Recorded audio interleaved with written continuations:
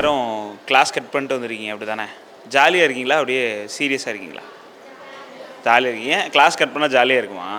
இங்கே கிளாஸ் இருக்குமா? இங்கே கிளாஸ் எடுக்க போகிறோமே, கவலைப்படாதீங்க, கொஸ்டின்லாம் கேட்க மாட்டேன்.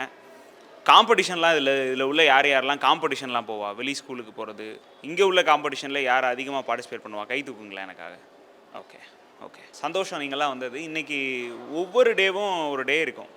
அப்படி இன்றைக்கி என்ன டேன்னு யாருக்காவது தெரியுமா? உலக எழுத்தறிவு தினம். இதுக்கான விழிப்புணர்வு ஏற்படுத்துகிற வகையில் தான் நாங்கள் வந்திருக்கோம். நாங்கள் யாருன்னா, நாங்கள் மீடியா நாதஸ்ன்னு சொல்லி ஒரு யூடியூப் சேனல். யாரெல்லாம் சோஷியல் மீடியா அதிகமாக யூஸ் பண்ணுறான்? யூஸ் பண்ணாதீங்க, இந்த டைமில் யூஸ் பண்ணக்கூடாது. பட் இருந்தாலும் அந்த டைமை நல்லதாக பயன்படுத்தணும் அப்படின்றதுக்காக தான் எங்களை மாதிரியான மீடியாக்கள் தொடர்ந்து இயங்குது.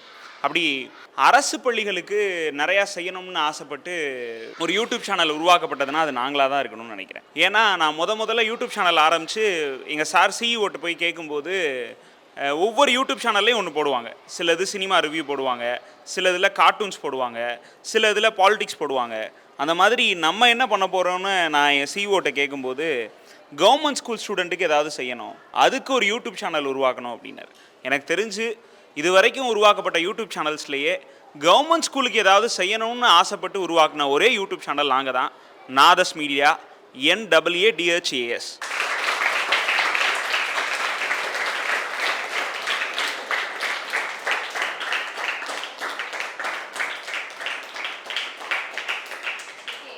உலக எழுத்தறிவு தினம். இது எழுத்தறிவு தினம்னா நம்ம நிறையா அதை பார்க்க முடியும். நீங்கள் படிச்சிருப்பீங்கன்னு நினைக்கிறேன். அன்ன சத்திரம் 1000 நட்டல், ஆலயம் 10,000 நாட்டல், அன்னை ஆயினும் புண்ணியம் கோடி, ஆங்கொரு ஏழைக்கு எழுத்தறிவித்தல். அதாவது கல்வியை மாணவர்கள்ட்ட கொண்டு போய் சேர்க்கறது, அழியாத செல்வம் தான் கல்வி அப்படிம்பாங்க. இப்படி நானும் படிச்சிருக்கேன் உங்களை மாதிரி ஸ்கூல் படிக்கும் போது. செல்வத்துள் செல்வம், செவிச்செல்வம், அச்செல்வம், செல்வத்துள் எல்லாம் தலை.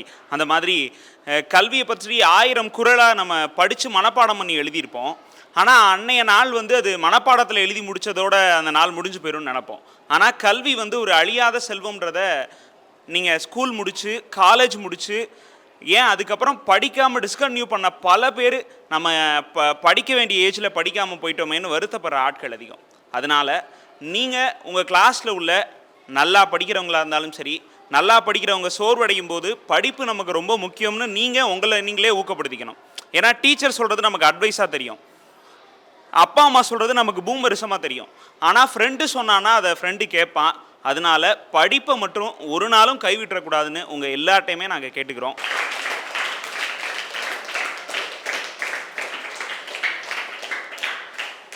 உங்களுக்கு காமராஜர் தெரியும்னு நினைக்கிறேன். காமராஜர் தின விழாவில் பேச்சு போட்டி, எழுத்து கட்டுரை போட்டி, ஓவியம், இந்த மாதிரிலாம் இங்கே ஸ்கூல்லே நடந்திருக்கும். வேறு ஸ்கூல்லையும் போய் பண்ணுவீங்க. காமராஜர் அப்படின்ற ஒரு லீடர் எப்படிப்பட்டவர்னா, நீங்கள் நிறைய இன்னும் ஃப்யூச்சர் டேஸில் படிப்பீங்க. நான் ஒரு சம்பவம் மட்டும் சொல்கிறேன்.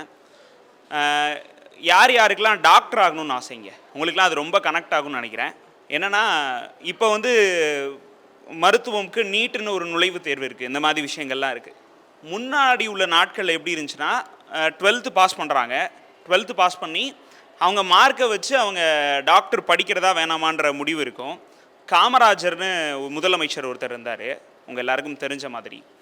அப்போ என்ன ஒரு ப்ராசஸ் இருந்ததுன்னா, முதலமைச்சராக இருக்க ஒருத்தர் டாக்டர் சீட்டுக்கு பரிந்துரை செய்யலாம் அப்படின்ற ஒரு நடைமுறை இருந்தது. அப்போ ஒரு முறை காமராஜர் சீட்டை தேர்வு செய்யணும், மருத்துவ சீட்டுக்கான சீட்டை தேர்வு செய்யணும். அவர் ஒரு இடத்துக்கு போகிறாரு. அந்த தேர்வு செய்ய வேண்டிய இடத்துல ஒரு பெரிய ஹாலு, வெளியில் எல்லாரும் வெயிட் பண்ணிகிட்டு இருக்காங்க. அரசியல் கட்சி தலைவர்கள்லாம், அவரோட கட்சியில் உள்ளவங்கெல்லாம் நம்ம பொண்ணு நம்ம பையனுக்கு தான் அவர் சீட்டு கொடுப்பாருன்னு நினச்சிட்டு இருக்காங்க. வெளியில் என்னென்னமோலாம் பேசிகிட்டு இருக்காங்க. அங்கே உள்ள அதிகாரிகள்லாம் இவர் செலக்ட் பண்ண ரொம்ப கஷ்டப்படுவார், ஏன்னா இவ்வளோ பேர் இருக்குது, இதில் ஒரு 5-10 பேரையோ எப்படி செலக்ட் பண்ணுறது அப்படின்ற ஒரு பயங்கர குழப்பத்தில் இருக்காங்க. ஆனால் காமராஜர் உள்ளே வராரு. ஒரு 10 நிமிஷத்தில் ரொம்ப சீக்கிரமாகவே அது யார் மாணவர்கள் டிக் பண்ணி கொடுத்துட்டு போயிட்டாரு. அங்கே உள்ள அதிகாரிகள்லாம் கேட்குறாங்க, என்ன சார் அதுக்குள்ளே டிக் பண்ணிட்டீங்க எப்படி அப்படின்னு கேட்டிருக்காங்க. அவர் ஒரு பதில் சொன்னார். அந்த லிஸ்ட்டை எடுத்து பார்த்தேன், அதில் அவங்க அப்பா அம்மா கையெழுத்து போடுற இடத்தெல்லாம் தேடி பார்த்தேன். அங்கே யாரெல்லாம் கை நாட்டு வச்சுருந்தாங்களோ அவங்களுடைய பிள்ளைகளுக்கெல்லாம் டாக்டர் சீட் கொடுத்துட்டேன். ஏன்னா அப்படிப்பட்ட பிள்ளைகள் தான் இந்த சமூகத்தில் ஜெயித்து மருத்துவராக வேண்டும்னு ஆசைப்படுறேன். கல்வி ஒரு மனிதனை எவ்வளவு பெரிய வளப்படுத்தும் என்பதை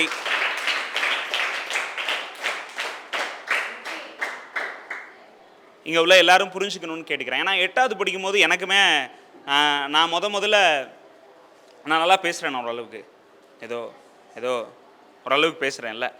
எப்படி பேச வந்தேன்னா, சும்மா என்னவே எக்ஸாம்பிள் சொல்லிக்கிறேன். உங்களில் ஒருத்தன்றனால நானும் கவர்மெண்ட் ஸ்கூலில் படித்தவன், அதனால் நான் வெளியிலேருந்து எக்ஸாம்பிள் சொல்ல விரும்பலை. நான் உங்களில் ஒருத்தன். அப்படி உங்களோட சீனியர் எப்படி இருந்தால் ஒரு 10 வருஷம் கழிச்சு எப்படி இருப்பாரோ அப்படி தான் நானும் இருக்கேன் இப்போ. அப்போது நான் எப்படி இப்படி என்னால் இவ்வளோ பேச முடியுது அப்படின்னா என்ன காரணம்னா, நான் 8th படிக்கும்போது காமராஜர் தின விழா. அப்போ வந்து காமராஜருக்கு வந்து பேச்சு போட்டி பேசணும். கிளாஸில் இருக்க பிடிக்காம அங்கே போனால் பங்க் அடிக்கலாமேன்னு பேச போனேன். இன்றைக்கி நான் 10 வருஷமாக பேசிகிட்டு இருக்கேன். அதனால ஒரு வேலையில் இருக்கேன். கலை என்றுமே உங்களை வாழ வைக்கும். இந்த நிமிடம் அனைத்தும் உங்களுக்கு நல்லதாகவே அமையும்னு நாங்கள் உறுதி சொல்கிறோம். சரி, இப்போ நான் பேசி முடிச்சிட்டேன். நான் என்ன சொல்லணும்னு சொல்லிட்டேன்னு நினைக்கிறேன். இப்போது எழுத்தறிவு தினம் சம்மந்தமாக உங்களை யாராவது ப்ரிப்பேர் பண்ணி வச்சுருந்தா தைரியமாக வந்து பேசுங்க. உங்களுக்கான டைம் இது. M Surya 8th Dhanakotti middle school. மாணவர்களின் வளர்ச்சியில் தொழில்நுட்பத்தின் பங்கு. 7 தூக்கி பள்ளியில் இன்று பயிலும் பையன்தான் நாடு காக்கும் தலைவனாய் நாளை விளங்க போகின்றான்.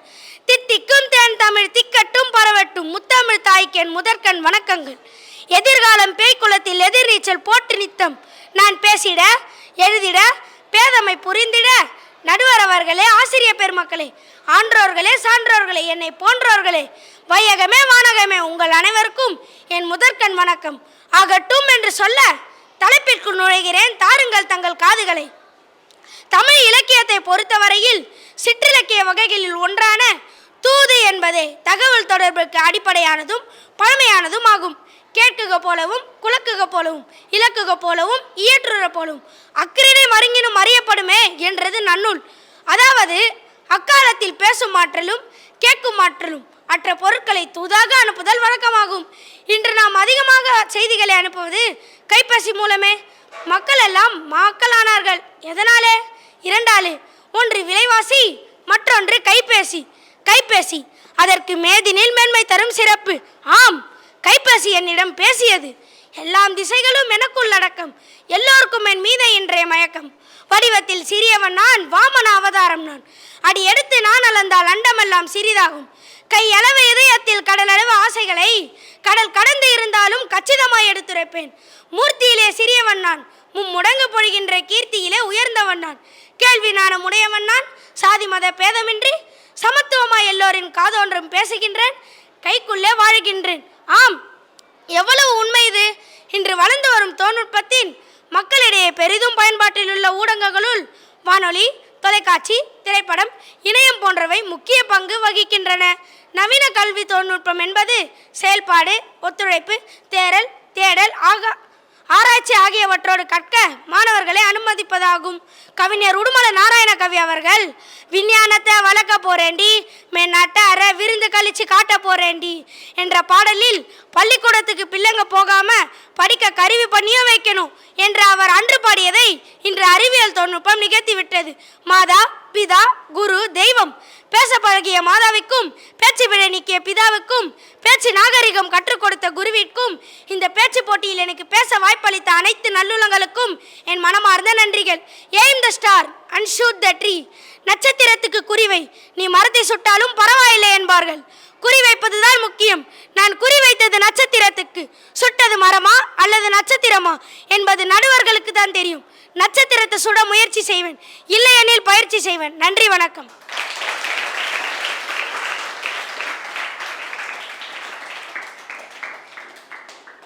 நான் இங்கே ஈவெண்ட்டுக்கு வந்தோன்னே கேட்டேன், யாராவது ப்ரிப்பேர் பண்ணியிருக்காங்களா மேம் அப்படின்னு கேட்டேன்.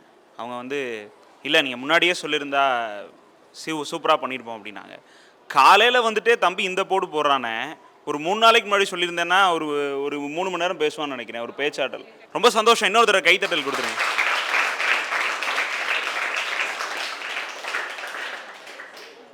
இவங்கெல்லாம் பேசும்போது எனக்கு என்ன ஞாபகம் வருதுன்னா, நான் வந்து ஸ்கூல்லலாம் இந்த பேச்சு போட்டினா உடனே முதலால் போய் நிற்பேன். ஆனால் எனக்கு அந்த வயசுலேயும் நடுக்கம் தயக்கம்லாம் இருக்க தானே செய்யும். அப்போ வந்து நிறையா பேச்சு போட்டிகளில் வந்து ப்ரிப்பேர் பண்ணலைன்னா காய்ச்சல்னு சொல்லி வீட்டிலே தூங்கிடுவேன். அந்தளவுக்கு பயம். ஆனால் இன்றைக்கி இருக்கிற ஸ்டூடெண்ட்ஸ்லாம் உடுமலை நாராயண கவி வரைக்கும் போகிறாங்க. அதெல்லாம் வாயில் வருமானே தெரியல எனக்கு அந்த வயசில். ரொம்ப சந்தோஷம். அடுத்து ஒரு மிகப்பெரிய ஆள் பேச போகிறாருன்னு நினைக்கிறேன். அனைவருக்கும் வணக்கம். என் பெயர் அஸ்வத்தாமன். நான் இப்பொழுது ஆசிரியர் தினத்தை பற்றி உங்கள் முன் பேச வந்துள்ளேன். செப்டம்பர் 5 டாக்டர் ராதாகிருஷ்ணனின் பிறந்த நாளை நம் ஆசிரியர் தினமாக கொண்டாடி கொண்டிருக்கிறோம். உலகிற்கு படைத்த அன்னை முதல் அதிசயம், தந்தை இரண்டாவது அதிசயம், ஆசிரியர் மூன்றாவது அதிசயம். மாதா பிதா குருவுக்கு பிறகுதான் நம் முன்னோர்கள் தெய்வத்தை வைத்துள்ளார்கள். கனிமண்ணாய் கடந்த நம்மளை உருவம் கொடுத்த பக்குவப்படுத்திய பெருமை நம் ஆசிரியரே சாரும். டாக்டர் ராதாகிருஷ்ணன் அவர் சொந்த ஊர் ராமேஸ்வரத்திற்கு செல்லும் போது அவர் ஆசிரியரை பார்க்காமல் செல்ல மாட்டார். ஏனென்றால் அவர் ஆசிரியர் மேல் வைத்த இந்த மரியாதையினால்தான் அவர் உயர்வுக்கு காரணம். எழுத்தறிவித்தவன் இறைவன் ஆவான். நான் 1ஆம் வகுப்பு படிக்கும் போது என் ஆசிரியர் என்னை மேடையேற்றினார். நான் என் ஆசிரியரின் கனவை நிறைவேற்றி கொண்டு வருகிறேன். அவரால் வந்தது என் பேச்சு, தமிழுக்கே என் மூச்சு. நன்றி, வணக்கம். My name is D. Sadhana, 8th standard A section, Danakoti Middle School. Greetings to all the respected dignitaries, teachers and my dear friends. Today we are gathered here to celebrate the 76th anniversary of our nation independence. On this occasion, let us remember the sacrifices of our freedom fighters who laid down their lives for the liberation of our motherland from British rule. Let us also salute the brave soldiers who guard our borders and protect our sovereignty.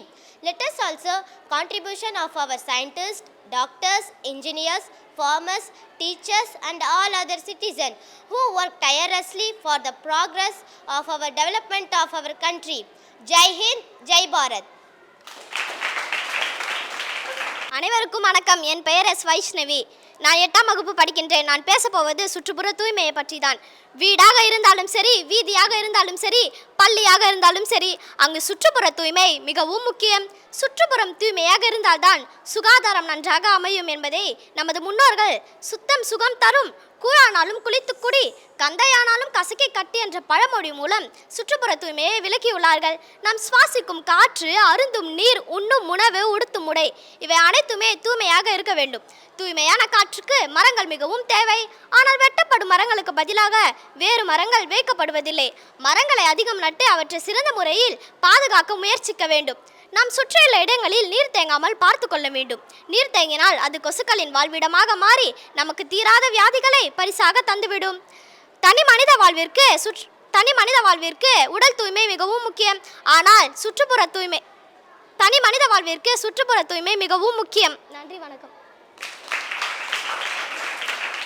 அனைவருக்கும் வணக்கம். என் பெயர் சா. தன்யஸ்ரீ. நான் 6ஆம் வகுப்பு ஆ பிரிவு படிக்கிறேன். நான் மரத்தை பற்றி பேச வந்துள்ளேன். உண்ணக்கனி, ஒதுங்க நிழல், உடலுக்கு மருந்து, உணர்வுக்கு விருந்து, அடைய குடில், அடைக்க கதவு, அழகு வேலி, ஆடத்தூளி, தடவ தைலம், தாளிக்க எண்ணெய், எழுத காகிதம், எரிக்க விறகு, மரம்தான் மரம்தான் எல்லாம் மரம்தான், மரந்தான் மரந்தான் மனிதன் மரந்தான், பிறந்தோம் தொட்டில் மரத்தின் உபயம், நடந்தோம் நடை வண்டி மரத்தின் உபயம், எழுதினோம் பென்சில் பலகை மரத்தின் உபயம், கலந்தோம் கட்டில் என்பது மரத்தின் உபயம், துயின்றோம் தலையணை பஞ்சு மரத்தின் உபயம், நடந்தோம் பாதுகை ரப்பர் மரத்தின் உபயம், இறந்தோம் சவப்பட்டி பாடை மரத்தின் உபயம், எரிந்தோம் சுடலை விறகு மரத்தின் உபயம், மரம்தான் மரம்தான் எல்லாம் மரம்தான், மரந்தான் மரந்தான் மனிதன் மரந்தான், மனிதா மனிதனாக வேண்டுமா, மரத்திடம் வா, ஒவ்வொரு மரமும் போதி மரம்தான். Happy day, my dear friends. Let me share my views on environmental cleanliness. The clean environment is necessary is a slogan that is used to raise awareness of the importance of having a clean environment. The clean environment is key factor in our lives. It affects our health, well-being, as well as our quality of life in general. We should be very careful about what we do to our environment because it will affects our life. Thank you. அனைவருக்கும் வணக்கம். பாரனில் சிறந்த செல்வம் கல்வி செல்வமே, இன்பத் தேரினில் தொடர்ந்து வரும் செல்வம் கல்வி செல்வமே. கல்வி எனும் வித்து அழிக்க முடியாத சொத்து, அள்ள முடியாத முத்து. கல்வி என்பது பல மூட்டை நூல்களை சுமப்பது அல்ல, அடக்கம், ஒழுங்கு, அறம் மற்றும் நீதி இவற்றின் முன்னின்று நிற்கும். நன்றி. Thirukkural my name is M Santhosh. நான் 6ஆம் வகுப்பு ஆ பிரிவு படிக்கிறேன். திருக்குறள். அகர முதல எழுத்தெல்லாம் ஆதிபகன் உள்ளற்றே உலகே. கற்றதனால் ஆழ பணிநின்கோள் வாளறிவன் கற்றார் தொழா எணி. மலமிசை ஏறினால் வானடி சேர்ந்தால் இளமிசை நீடி வாழ்வாள். வேண்டுதல் வேண்டாமை இளநடி சேர்ந்தாலே குடுமை இல. வான் சிறப்பு. வானின்று உலகம் வழங்கி வருதலால் தானமிர்தம் என்றுணர் பற்று. துப்பார்க்கு துப்பாய துப்பாக்கி துப்பார்க்கு துப்பாய தூவும் மழை. மின்னின்று பொய்ப்பின் வியலுலகத்து உள்நின்று உடற்றும் பசி.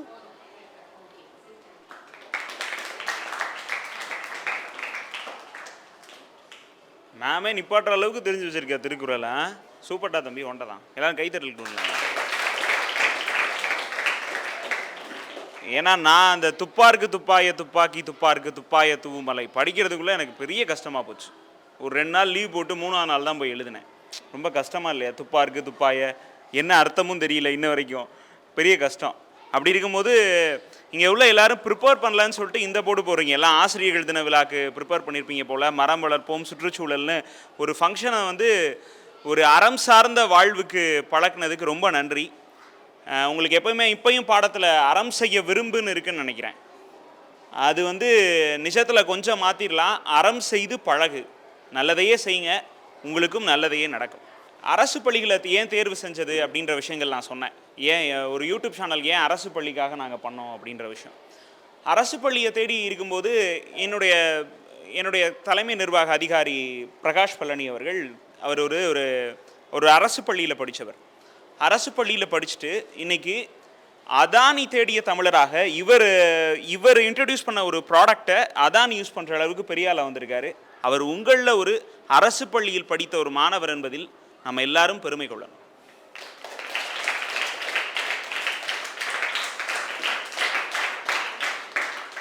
நீங்கள்லாம் அந்த சமூகத்தில் கண்டிப்பாக ஜெயிச்சாகணும். இப்போ மருத்துவர் ஆகணும்னு சொல்லவங்க தயவுசெய்து மருத்துவர் ஆகணும். ஏன் சொல்கிறேன்னா, ஒரு கவர்மெண்ட் ஸ்கூலுக்கு இன்றைக்குமே கவர்மெண்ட் ஸ்கூலில் சேர்க்கறதுக்கு ஒரு தயக்கம் ஏன் இருக்குன்னா, அங்கே உள்ள மாணவர்கள் என்ன பண்ணாங்கன்றதுனால தானே ஒரு கேள்வி இருக்குது. முன்னாள் மாணவர்கள் சாதித்தார்கள்னா இந்நாள் மாணவர்கள் தானாக வந்து சேர போகிறாங்க. அதே மாதிரி இன்றைக்கு சந்திரயான் நிலவின் தென் துருவத்தை அடைந்த சந்திரயான், உலகின் எந்த நாடும் நிலவின் தென் துருவத்தை அடையாத மத்தியில் முதலாக நிலவின் தென் துருவத்தில் கால் பதித்தது இந்தியா சந்திரயான் மூலம். அதுக்கு காரணம் யாருன்னா, அரசு பள்ளியில் படித்த சந்திரயான் 3 திட்ட இயக்குனர் வீரமுத்துவேல் உங்களை போன்ற ஒரு அரசு பள்ளி மாணவர் என்பதில் நாம் எல்லாருமே சந்தோஷமும் பெருமையும் படணும்.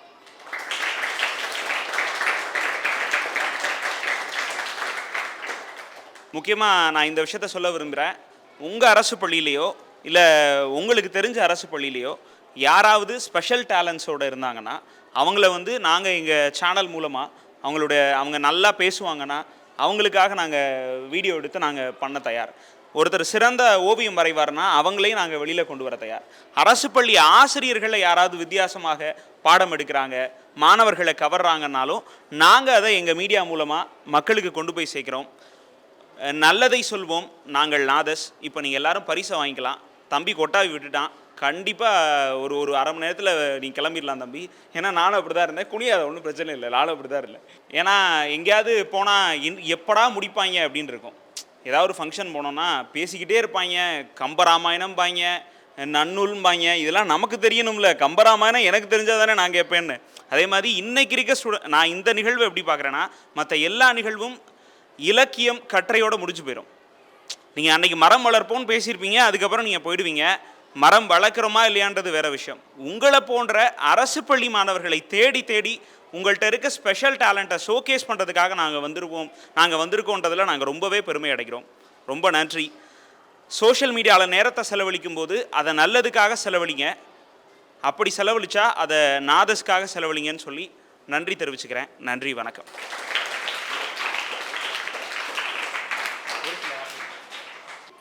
இது எங்களுக்கு புது அனுபவம். யூடியூப்லேருந்து இந்த மாதிரி வந்து பிள்ளைங்களை டேலண்ட்டை வெளிப்படுத்துறது, அந்த வாய்ப்பு கொடுத்த நாதஸ் அந்த டைரக்டருக்கு உங்களுக்கும் என்னோட மனமார்ந்த நன்றியை தெரிவித்துக் கொள்கின்றேன். நாங்கள் இப்போ உங்களுக்கு காட்டியிருக்கிறது வந்து சாம்பிள் தான். இன்னும் அவங்க நிறைய டேலண்ட் எங்கள் பசங்களுக்கு நிறைய இருக்குது. அதை வெளிக்கொணரும் வகையில் நாங்கள் ஏதாவது ப்ரோக்ராம் இருந்தால் உங்களுக்கு கட்டாயம் சொல்கிறோன்றதை தெரிவிச்சுக்கிறேன்.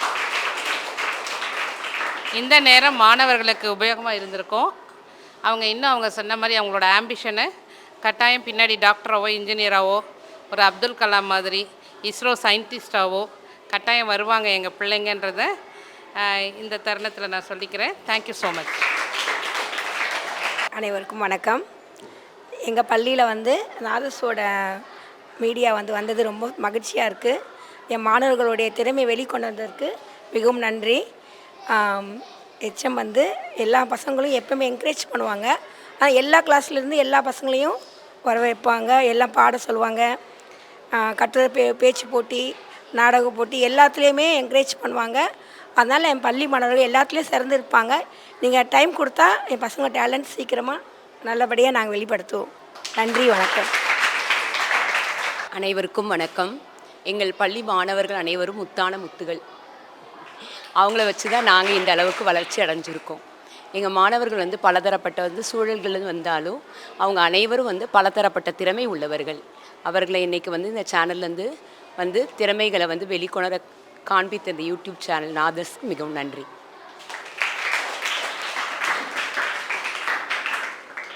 மூணு பேருக்கு என்னுடைய நன்றிகள். நீங்கள் கவனிச்சிங்கன்னா தெரியும், உலகத்திலேயே இன்னொருத்தன் நல்லா வரதை பார்த்து சந்தோஷப்படுற ஒரு தொழில் இருக்குன்னா அது ஆசிரியர் தொழில் என்பதில் நம்ம எல்லாருமே சந்தோஷப்பட்டுக்கணும்.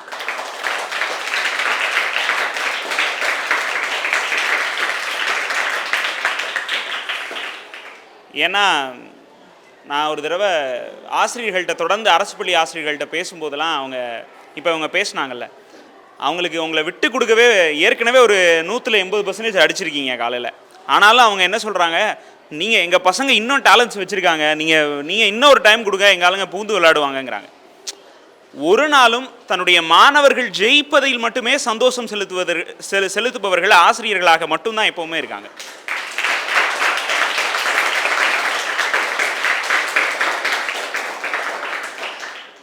என் பிள்ளைகள்னு அவங்க வார்த்தையாக சொல்லியிருந்தா அப்படி இருக்க முடியாது. ஏன்னா நீங்கள் நல்லா பார்த்துருப்பீங்க, நிறையா ஸ்கூலில் ஏன் ஸ்டூடெண்ட் சென்டம் வாங்கிட்டான்னு சந்தோஷப்படுவாங்க, என்னமோ அவங்களே வாங்கின மாதிரி. தன் மாணவன் ஜெயிப்பதை, தன் மாணவன் சென்டம் எடுப்பதை அவங்களுக்கு அடுத்தடுத்து இலக்கு என்னென்னா, நான் இன்றைக்கி ஒருத்தனை சென்டம் எடுக்க வச்சிட்டேன்னா இந்த வருஷம், அடுத்த வருஷம் 5 பேர் சென்டம் எடுக்க வைக்கணும், அடுத்த வருஷம் 20 பேர் சென்டம் எடுத்து வைக்கணும். இதனால் அவங்களுக்கு என்ன நன்மைன்னு நீங்கள் நினைக்கிறீங்க? அவங்களுக்கு ஊதியம் வரப்போகுது, தான் வேலையை செஞ்சுட்டு போவோன்றது இல்லாமல் மாணவர்களுக்கு நம்ம ஏதாவது செய்யணும். மாணவர்கள் வெற்றியே தன்னுடைய வெற்றியாக கருதுபவர்கள் ஆசிரியர்களாக தான் இருக்கிறார்கள். அதிலும் முக்கியமாக அரசு பள்ளி இப்படித்தான் ஒரு சமூகத்தில் ஒரு பார்வை இருக்குல்ல, அதை உடைப்பதற்கு இவர்களை போன்ற நிறைய ஆசிரியர்கள் இருக்கிறார்கள். அவர்களுக்கு வாழ்த்து சொல்வது நம்முடைய கடமை. உறக்க சொல்லுங்கள்.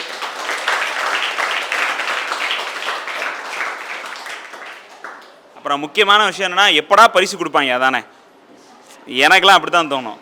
நான் ஒரு ஈவெண்ட் மேடம், நான் ஒரு பேச்சு போட்டிலாம் போவேன். நான் மதுரை, எனக்கு சிவகாசியில் நான் ஒரு பேச்சு போட்டிக்கு போகிறேன். காலையில் 9 மணிக்கு போனேன், சாயந்தரம் 6 மணிக்கு எனக்கு ஸ்லாட்டு, 32வது ஸ்லாட்டோ என்னவோ பேசி முடிச்சுட்டேன்.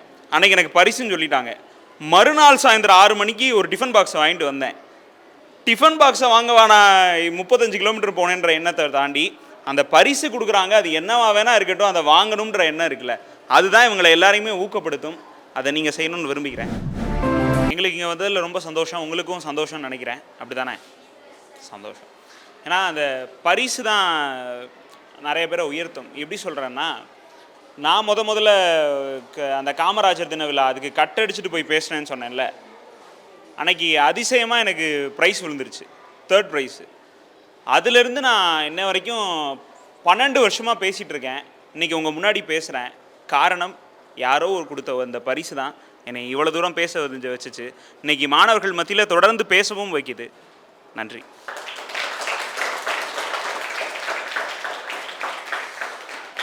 இன்னொரு விஷயம் என்னென்னா, இங்கே நாங்கள் பேசும்போது ஸ்டூடெண்ட்ஸ் யாருமே ப்ரைஸ் இல்லாமல் போகக்கூடாதுன்றதில் என்னோடய கம்பெனி ரொம்ப ஸ்ட்ரிக்டாக சொல்லிட்டாங்க.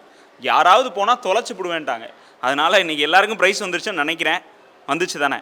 சந்தோஷம். நல்லதொரு நாளில் இன்னொரு நாள் சந்திப்போம். நன்றி, வணக்கம். தொடர்ந்து உங்கள் பேரண்ட்ஸ்லாம் பார்க்க சொல்லுங்கள். ஏன்னா உங்களை மாதிரி அரசு பள்ளி மாணவர்கள், அரசு பள்ளி ஆசிரியர்கள், அவங்க சம்மந்தமான விஷயங்களை நாங்கள் நிறையா ஃபோக்கஸ் பண்ணுறோம். பாலிடிக்ஸ், சினிமா எல்லாம் பேசுகிறத விட இதையுமே தொடர்ந்து செய்கிறோம். NAADHAS நாதஸ்ன்ற யூடியூப் சேனலை உங்கள் பெற்றோர்களும் சரி, ஆசிரியர்கள் நீங்களும் சரி தொடர்ந்து ஃபாலோ பண்ணணும்னு கேட்டுக்கிறேன். நன்றி, வணக்கம்.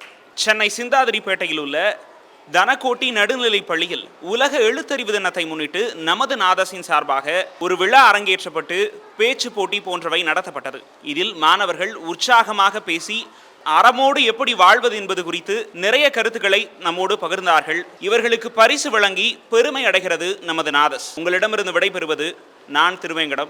மற்றும் ஒரு அரசு பள்ளியில் நல்லதொரு நிகழ்வில் உங்களை சந்திக்கிறேன். நன்றி. நான் உங்கள் திருவேங்கடம்.